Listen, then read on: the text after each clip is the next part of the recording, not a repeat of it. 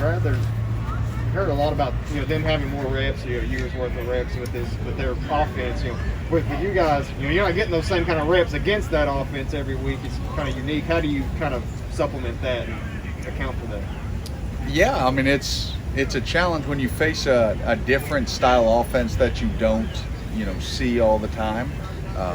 You got to try to get as much as you can in. Obviously, it was nice to have a bye week ahead of it, so you could get a few extra reps of it in there. But it's a challenge, and it's really hard to replicate, because just as if when they implemented their offense last year, and there's a lot of things that they work through, and that's what they do. So to try to get that exact replication from a scout team when you have a card, all those little nuanced pieces of, hey, you sit it down in this zone, you run through in this, here's the route adjust, here's the check for the quarterback.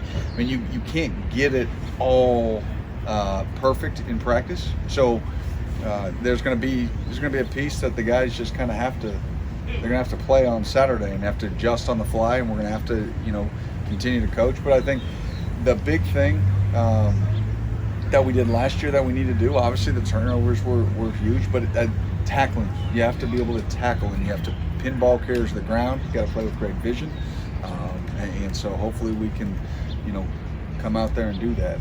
But it's been a couple of weeks since we've tackled, so Brad, never know how that goes.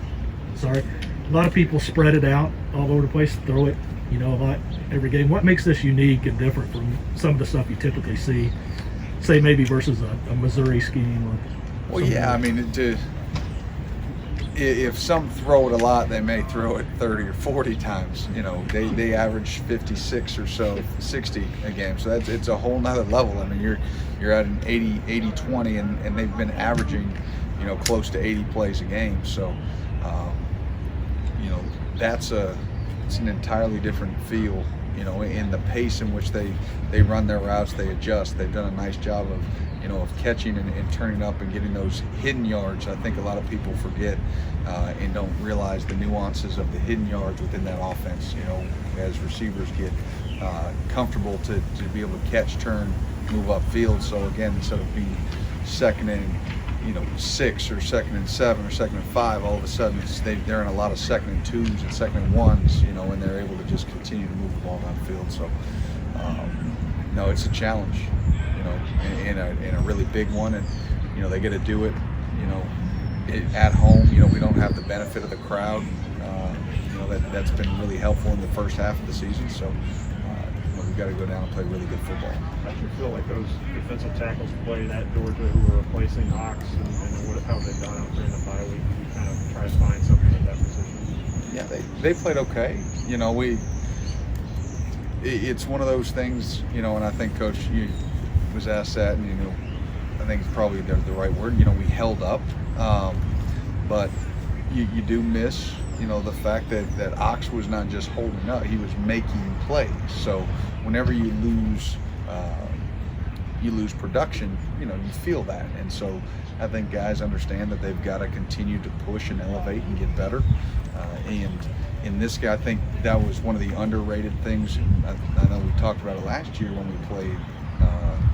Played State, was the fact that those three guys up front, they just, between Josh and Quentin and Phil, they really dominated the front, and really controlled it. They played big, they played fast, they played physical, and we're going to need that again. And their offensive line, I think, is much improved. And they're big, they're strong. They're able to latch on, as a pass rusher. So, it's gonna be different for these guys.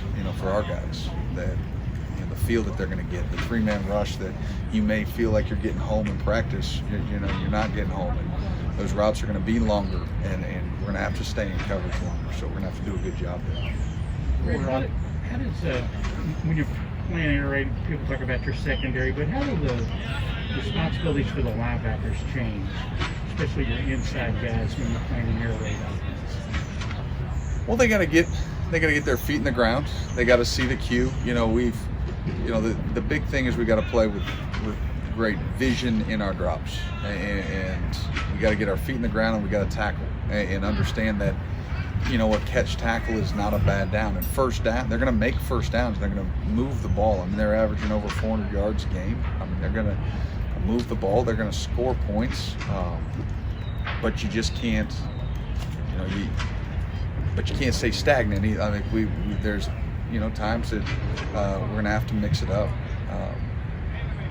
But we're going to have to do a good job for the linebacker-wise. You know, it was funny. We were going through, you know, sort of the 6 interceptions from last year, and, you know, 1 was a defensive lineman and 4 came from the linebacker position, 2 inside, 2 outside. So, again, that's where a lot of the routes go. And so, you know, if you can get some tips or some overthrows, and obviously you never expect that you're going to get sort of that many, but we've got to be able to try to create some, you know, and help out the offense.